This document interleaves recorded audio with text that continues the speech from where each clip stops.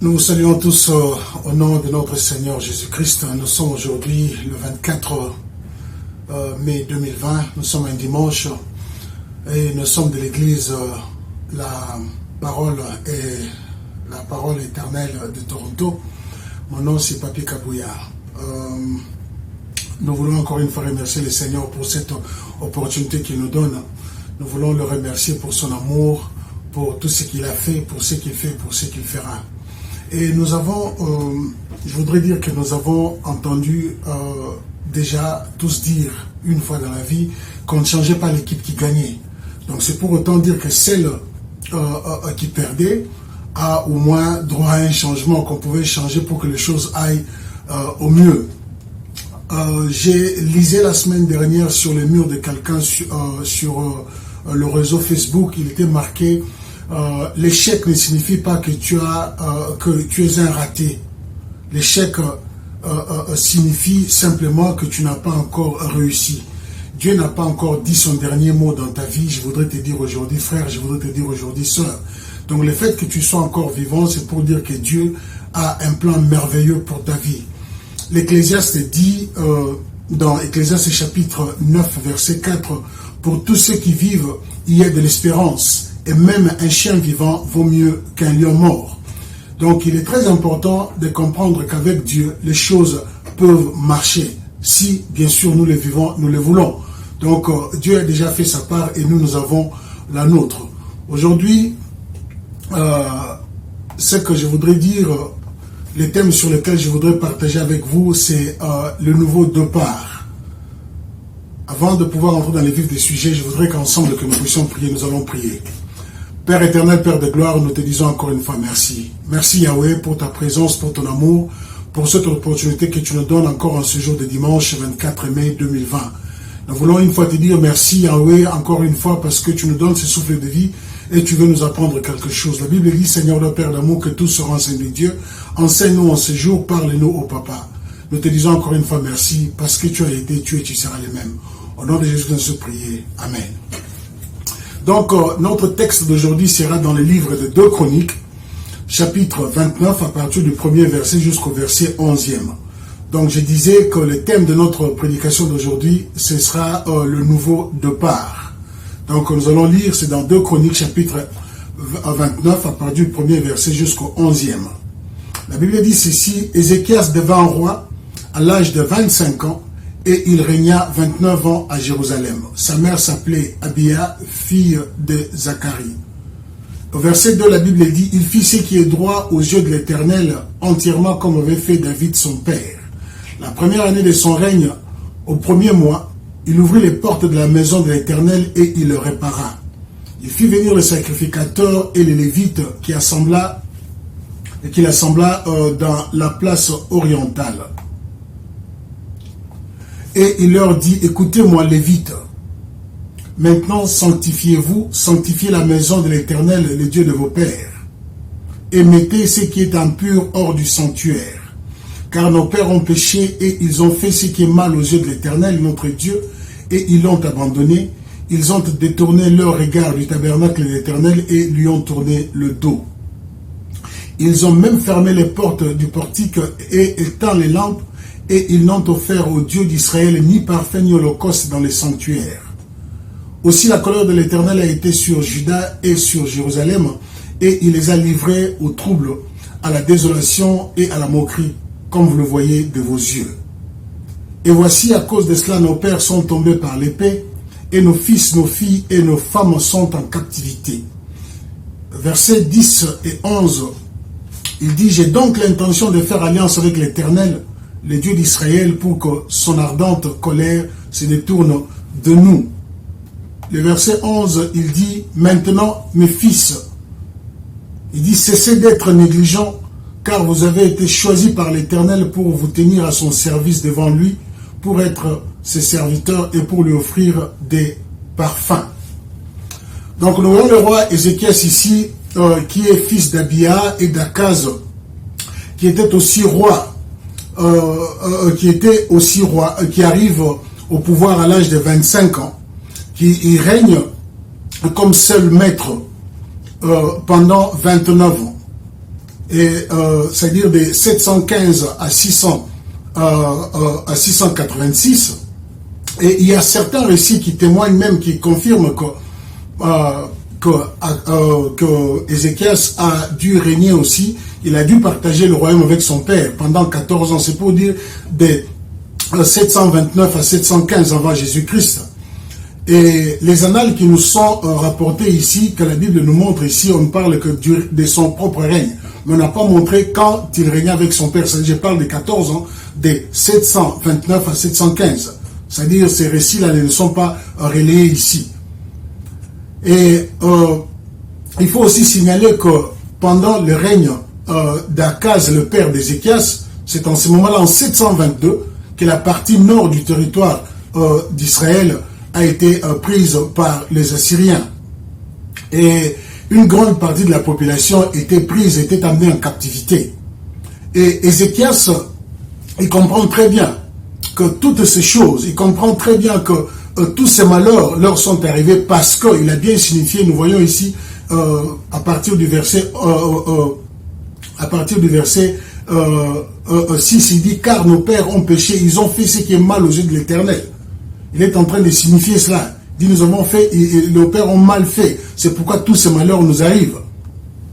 Et nous voyons aussi son père Akaz, qui s'était très mal conduit devant le Seigneur. Nous voyons dans 2 Chroniques, chapitre 28, à partir du premier verset jusqu'au 25e. Mais nous allons seulement lire le 5e et le 24e et le 25e verset. La Bible dit ici, 2 Chroniques, chapitre 28, chapitre 28, verset 5, la Bible dit, l'Éternel, son Dieu, les livra entre les mains du roi de Syrie, et les Syriens les battirent, et ils lui firent un grand nombre de prisonniers qu'ils emmenèrent à Damas.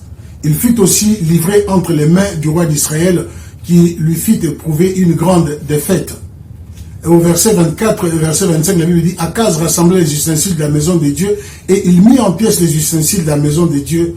Il ferma les portes de la maison de l'Éternel, et il s'y fit des autels à tous les coins de Jérusalem. Le verset 25 ici, dans 2 Chroniques 28, verset 25, la Bible dit, et il établit des hauts lieux dans chacune des villes de Juda pour offrir des parfums à d'autres dieux. À d'autres dieux. Il irrita ainsi la colère, il irrita ainsi l'Éternel, les dieux de ses pères. Donc nous voyons que si une partie de la population de Judée avait été prise en captivité par la Syrie, c'est suite au mauvais comportement, suite au mauvais agissement du roi Akaz. Ézéchias ne veut pas répéter les mêmes erreurs de son père. Donc il veut être différent. Il veut être différent de son prédécesseur, il veut être différent de son propre père, de son père biologique. Aujourd'hui, combien justifient leurs bêtises? Aujourd'hui, combien justifient des bêtises en disant, non voilà, son père a été voleur. Comment voulez-vous que lui soit une autre personne? Je vais te dire que c'est une question de choix. Ézéchias fait un choix qui changera beaucoup de choses. Il fait un choix, il s'est dit non, je ne veux pas que les choses soient comme elles ont été avec mon père. Nous voyons ici le verset, c'est notre texte d'aujourd'hui, 2 Chroniques, chapitre 29, à partir de 1 jusqu'à 11. La Bible dit, dans le verset 2, il fit ce qui est droit aux yeux de l'Éternel, entièrement comme avait fait David son père. Donc la première année de son règne, il n'a pas attendu pour dire que non, voilà, je suis jeune, je n'ai que 25 ans, il me faut encore attendre quelque part, je n'ai pas bien trouvé les budgets, je n'ai pas trouvé ceci, je n'ai pas trouvé cela. Non. La Bible dit, la première année de son règne, au premier mois, il ouvrit les portes de la maison de l'Éternel et il les répara. Au verset 4, il dit, il fait venir les sacrificateurs et les lévites. Mais la question que je me pose, moi, ici, j'ai dit, c'est quand même très intéressant. Pourquoi Ézéchias, ici, n'a pas fait venir des charpentiers? Pourquoi il n'a pas fait venir des ingénieurs? Mais il prend la décision d'abord d'inviter les sacrificateurs et les lévites. Je vais te dire, bien aimé, si tu prends les contrôles sur le plan spirituel, tu as déjà vaincu ce qui est matériel. Parce que c'est le spirituel qui fait le matériel. Il a bien compris que si le royaume aujourd'hui est malade, si le pays ne va pas bien, si ma famille ne va pas bien aujourd'hui, si rien ne va dans ma maison, c'est parce que je n'avais pas les contrôles du plan spirituel. Il faut d'abord commencer par le spirituel. Quand nous avons cette harmonie spirituelle dans notre maison, le reste s'en va calmement. Le reste va très bien. Il dit ici, verset 4, il fit venir les sacrificateurs, les Lévites qu'il assembla dans la place orientale, et il leur dit, écoutez-moi, Lévites, maintenant sanctifiez-vous. Sanctifiez la maison de l'Éternel, les dieux de vos pères. Mettez ce qui est impur hors du sanctuaire. Mais pourquoi il devait faire tout ça? Il dit parce que, car nos pères, verset dit, car nos pères ont péché et ils ont fait ce qui est mal aux yeux de l'Éternel, notre Dieu. Ils l'ont abandonné, ils ont détourné les regards du tabernacle de l'Éternel et lui ont tourné le dos. Verset 7, il dit, ils ont même fermé les portes du portique et éteint les lampes, et ils l'ont offert au Dieu d'Israël, ni parfait ni holocauste dans le sanctuaire. Voilà ce qui s'est fait. Donc, nos pères ont abandonné Dieu, nos pères ont péché. Qu'est-ce qu'il faut que je fasse? Quand nous lisons dans le livre d'Ésaïe, chapitre 59, verset 1 et 2, la Bible nous dit ceci, que la main de l'Éternel n'est pas courte pour agir, ni son oreille dure pour entendre, mais plutôt ce sont nos péchés qui ont constitué une barrière entre Dieu et nous. Donc le péché fait à ce que la personne ne puisse pas prospérer. Le péché fait à ce que la personne ne puisse pas avancer avec Dieu.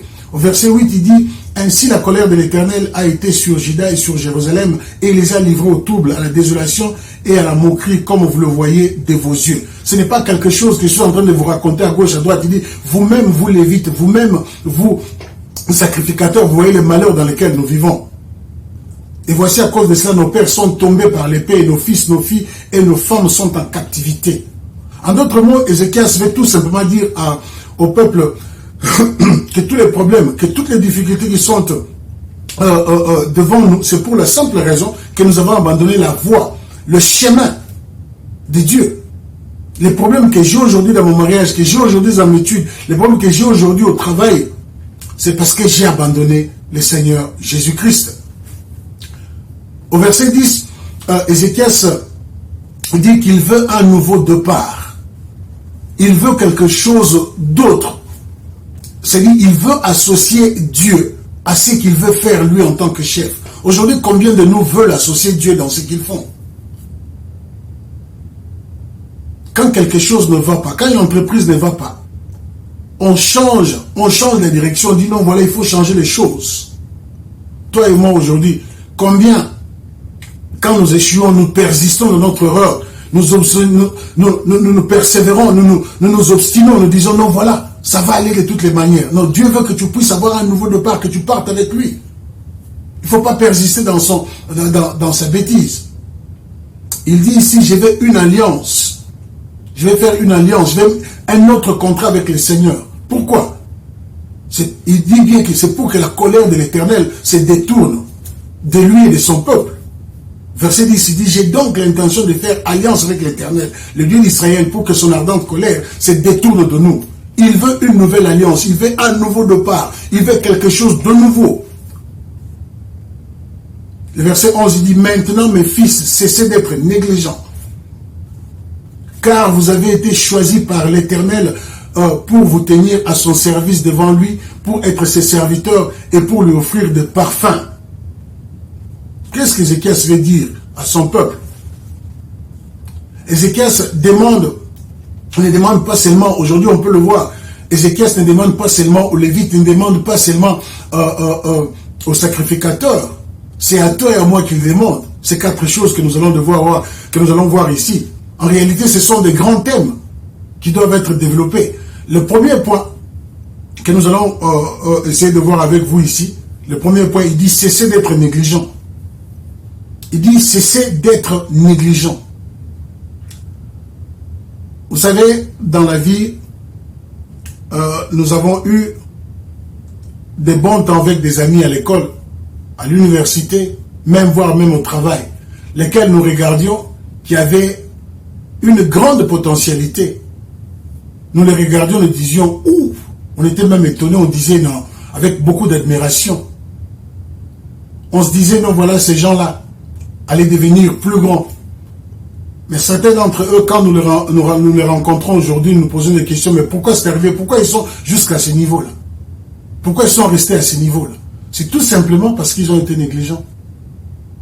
Ils ont été négligents.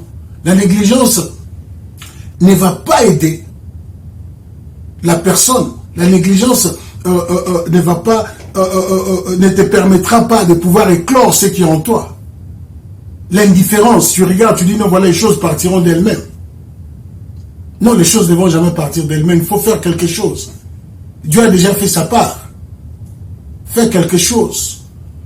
Nous voyons le roi Joas dans 2 Rois, chapitre 13, à partir du verset 14 jusqu'au verset 19e. Mais nous allons lire seulement 2 versets, les versets 18 et 19. Nous voyons, la Bible dit ici, les versets 18 et 19, la Bible dit, Élisée dit encore, prends les flèches. Et il est pris, Élisée dit au roi d'Israël, frappe contre terre. Il frappa 3 fois et s'arrêta. L'homme de Dieu s'irrita contre lui, il dit, il fallait frapper 5 ou 6 fois. Alors tu aurais battu les Syriens jusqu'à leur extermination et maintenant tu les battras 3 fois. C'est ce qui est fait dans notre vie. On t'a dit de frapper, on t'a pas dit de t'arrêter. On t'a dit de continuer à frapper, de faire quelque chose. Toi tu t'arrêtes, tu dis non voilà bon, j'ai fait, ça suffit là. Non. Il faut continuer à faire le travail de Dieu, même quand les gens ne te voient pas. Continue à le faire. Ne rentre pas dans l'indifférence, ne rentre pas dans la négligence, dire que non, voilà, bon, c'est fini comme ça. Quelqu'un m'a dit une fois que un homme célèbre au XXe siècle, il disait, si on me donnait à balayer, on me donnait les balais à balayer cette salle, je la balayerais comme si c'était la dernière fois que j'ai balayé. C'est ça l'attitude que doit avoir un enfant de Dieu. Ne pas être négligent. Il nous faut comprendre une chose, qu'avec Dieu, il ne faut pas être négligent. Ézéchias dit aux Lévites, il dit aux sacrificateurs, il te dit aujourd'hui, il me dit aujourd'hui que nous devons cesser d'être négligents. Et nous voyons Jérémie, dans son livre chapitre 48, verset 10, il dit, maudit soit celui qui fait avec négligence l'œuvre de l'Éternel, maudit soit celui qui éloigne son épée du carnage. Il dit, maudit soit celui qui fait l'œuvre de l'Éternel avec négligence. Et la Bible, nous voyons dans le livre de Jacques qui dit, si tu sais faire quelque chose et que si tu sais qu'il faut faire quelque chose, tu ne le fasses pas, tu es en train de commettre un péché. Il nous faut faire. Il nous faut éviter la négligence. Ce que Ézéchiel se demande ici, c'est d'être impliqué à 100% à l'œuvre de l'Éternel. Il nous faut être impliqué. Le deuxième moment qu'Ézéchiel est en train de dire ici, il dit, vous avez été choisis. Il dit, vous avez été choisis. Un monsieur m'a raconté il n'y a pas longtemps, c'est un Africain, il m'a raconté qu'il connaissait quelqu'un avec qui il avait partagé de bons moments en Europe, et cette personne avait été élue président dans un pays en Afrique. Le monsieur dit, comme je connais très bien cette personne qui avait été élue, j'irai en Afrique et j'essaierai de marcher, j'essaierai de lui parler, comme on se connaît bien, qu'il va devoir m'aider. Il est arrivé chez lui au pays en Afrique, dans un des pays africains. Il arrive, ce qui était intéressant, il s'est battu pendant près de 3 semaines pour trouver son ami. Son ami avec qui il croyait toujours être ami parce qu'ils ont passé de très bons moments ensemble en Europe. On lui a fait comprendre, c'est-à-dire les services de protocole, le frère de ces messieurs-là qui deviennent président lui ont fait comprendre que les choses n'étaient plus les mêmes. Que les statuts avaient changé. Que les choses avaient changé. Lui se disait, non, j'avais partagé des bons moments avec mon ami en Europe. Mais on lui a dit que les choses avaient changé. Si le monde sait mettre de côté ses dirigeants, si le monde sait protéger le sien, pourquoi toi et moi, qui sommes élus par Dieu, qui sommes choisis par Dieu, voulons être comme tout le monde? Ces gens-là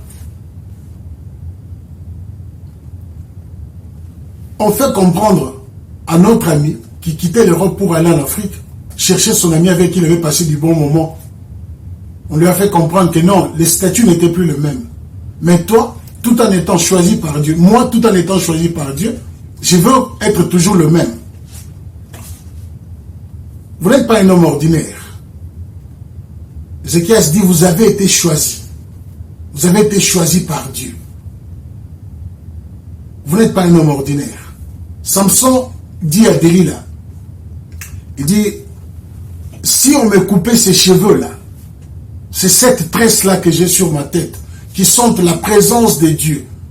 Il dit, je deviendrai comme tout homme. C'est pour dire que quand tu es choisi par Dieu, tu es un homme extraordinaire. Tu ne dois plus te conduire comme tout autre homme. Nous pouvons le lire dans le livre de Juges, chapitre 16, à partir du verset 16 et verset 17. Il dit, comme elle était chaque jour à le tourmenter, à l'importuner par ses instances, son âme s'impatienta à la mort. Il lui ouvrit tout son cœur et lui dit, le rasoir n'a point passé sur ma tête. Pourquoi? Parce que je suis consacré, je suis choisi, je suis élu, je suis mis de côté. Je suis consacré à Dieu dès le ventre de ma mère.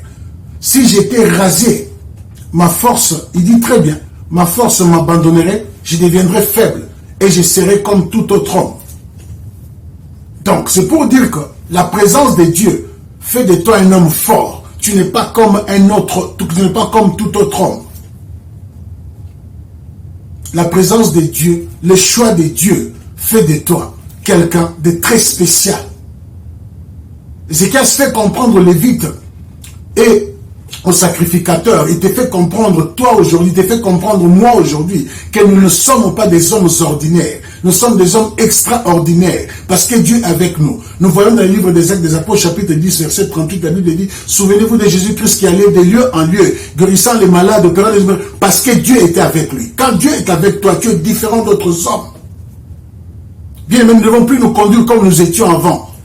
Le changement doit être visible. Nous voyons Pierre dans sa première épître, chapitre 2, versets 9 et 10, il dit ceci, vous au contraire, vous êtes une race élue, un sacerdoce royal, une nation sainte, un peuple acquis. Pour quelle raison? Ce n'est pas pour brandir ma force, mais la raison pour laquelle nous sommes choisis, c'est afin que nous annoncions. Il dit ici, afin que vous annonciez les vertus de celui qui vous a appelé des ténèbres à son admirable lumière. Vous qui autrefois n'étiez pas un peuple, vous qui autrefois étiez des hommes ordinaires, mais le fait que vous avez été choisis par Dieu, il dit ici, vous n'êtes, c'est-à-dire vous qui autrefois n'étiez pas un peuple, c'est-à-dire vous qui autrefois étiez des hommes ordinaires, mais le fait que Dieu est entré dans votre vie, vous a choisi, vous devenez des hommes extraordinaires. Vous qui autrefois n'étiez pas un peuple et qui maintenant êtes les peuples de Dieu, vous qui n'aviez pas obtenu miséricorde et qui maintenant avez obtenu miséricorde. Donc le choix de Dieu fait de toi extraordinaire. Nous n'allons plus nous conduire de la sorte. Je vous disais tout à l'heure que l'ami était allé, il se disait, non voilà, j'irai trouver mon ami avec qui j'ai partagé du bon moment en Europe. Je veux le trouver. On lui a fait comprendre que les choses avaient changé. Que les statuts n'étaient plus le même. Non, nous voulons être comme tout le monde. Nous voulons être comme tout le monde. Nous aussi, nous voulons avoir un roi comme le reste du peuple. Mais qui t'a dit que tu étais comme le reste du peuple? Tu es une race élue, un sacerdoce royal. Nous devons comprendre des choses. Quand nous lisons dans Jean chapitre 15, verset 16, la Bible dit, ce n'est pas vous qui m'avez choisi. Je vous ai choisi, je vous ai établi, afin que vous alliez et que vous produisiez, que vous portiez du fruit, et que votre fruit demeure, afin que ce que vous demanderez au Père, en mon nom, il vous les donne. Il dit, ce n'est pas vous qui m'avez choisi, mais c'est Dieu qui nous a choisis.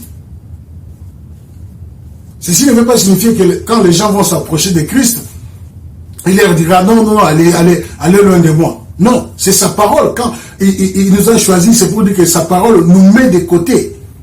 Sa parole nous sanctifie.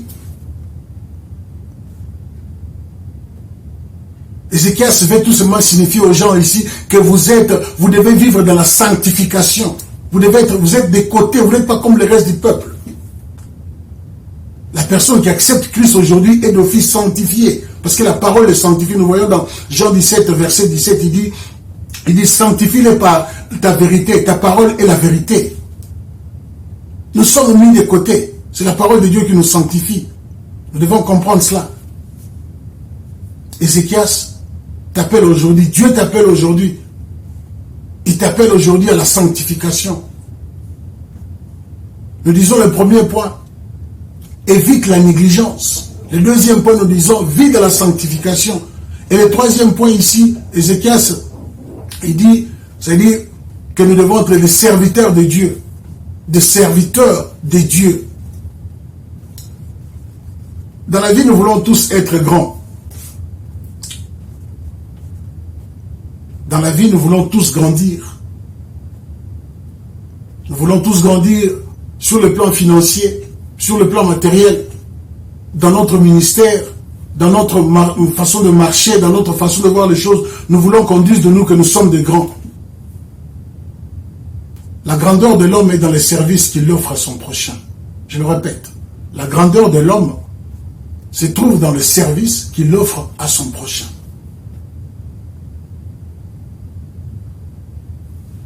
Les fils de Zébédée, dans l'évangile de Marc, chapitre 10, à partir du verset 35 jusqu'au verset 45, ils voulaient quelque chose de très intéressant. Nous allons voir le verset 43 et 45, nous allons lire. Marc chapitre 10, verset 43-45. La Bible dit ici, il n'en est pas de même au milieu de vous, mais quiconque veut être grand parmi vous, qu'il soit votre serviteur. Et quiconque veut être le premier parmi vous, qu'il soit l'esclave de tous. Car le Fils de l'homme est venu, non pour être servi, mais pour servir et donner sa vie comme la rançon de plusieurs. Si Christ, Jésus, était venu pour servir, qui sommes-nous aujourd'hui pour ne pas servir les autres? Moi, par exemple, là, j'ai étudié à l'internat chez les catholiques. Nos aînés, qui étaient plus forts que nous, c'était eux qui nous servaient toujours. C'est ça, être grand, c'est servir les autres. Il y a quelqu'un qui m'a raconté une histoire d'un pasteur qui, pendant les cultes, les services d'offrande et des dîmes, on a mis, tout le monde avait donné sa dîme, tout le monde avait donné des offrandes. Au moment de la prière, le pasteur a dit, non, je vais faire une prière pour que nos offrandes, nous puissions les donner à qui elles reviennent. Il a prié, il a dit, voilà, Dieu, je vais lancer ces offrandes en haut. Ce qui sera là en haut sera pour toi, ce qui va descendre sera pour nous ici les hommes. Il prend, il jette, et rien n'est resté là-haut. Tout est descendu. Tout simplement, je vais dire que les services avec Dieu, c'est les services horizontaux. Servir Dieu, comme Ézéchias l'a dit, c'est servir Dieu, c'est servir son semblable, c'est servir son prochain. Il faut que nous apprenions quelque chose. Servir Dieu, c'est servir mon frère, c'est servir ma soeur, c'est servir mon semblable. Paul écrit aux Philippiens dans le chapitre 2, à partir du 5e verset jusqu'au verset 11e. Mais je vais seulement voir le 7e et le 8e et le 9e verset. Il dit ici, mais je vais même lire tout. Il dit voilà, ayez en vous les sentiments qui étaient en Jésus-Christ, lesquels existant en forme de Dieu, n'a point regardé comme une proie arrachée d'être égal avec Dieu, mais s'est dépouillé lui-même en prenant une forme de serviteur. Le grand Dieu, Jésus-Christ de Nazareth, il s'est dépouillé, il prend la forme d'un serviteur. Mais toi et moi, nous voulons toujours être servis. Nous ne voulons pas servir les autres. Il lui dit, en devenant semblable aux hommes et ayant paru comme un simple homme, il s'est humilié lui-même, se rendant obéissant jusqu'à la mort, même jusqu'à la mort de la croix. Donc, qu'est-ce qui se passe avec celui qui sert? Nous voyons maintenant la réponse, c'est les versets 9, 10 et 11. La Bible dit, c'est pourquoi Dieu l'a souverainement élevé. Donc, c'est la personne qui sert les autres, Dieu l'élève. Donc, si tu veux être élevé par Dieu, apprends à servir les autres. Donc, nous sommes appelés à servir les autres, nous demande Ézéchias. Nous sommes appelés à servir les autres. Le dernier point, le 4e ici, il dit offrir de parfum. Ici, il fait allusion à la prière. Donc la première des choses, Ézéchias dit aux Lévites et aux sacrificateurs qu'il faut éviter d'être négligent. La deuxième des choses, il dit qu'ils ont été choisis. Et la troisième des choses, il leur dit de servir. Et la quatrième chose, il dit qu'il faut prier. Parce que si vous ne priez pas, le travail ne sera pas effectif. Si vous ne priez pas, Dieu n'est pas inséré dans ce que vous faites. Ça ne va jamais marcher. Donc, moins tu es à genoux, plus tu es vulnérable. Je dis encore, donc moins tu es à genoux, plus tu es vulnérable. Donc, moins tu pries, plus tu es facilement...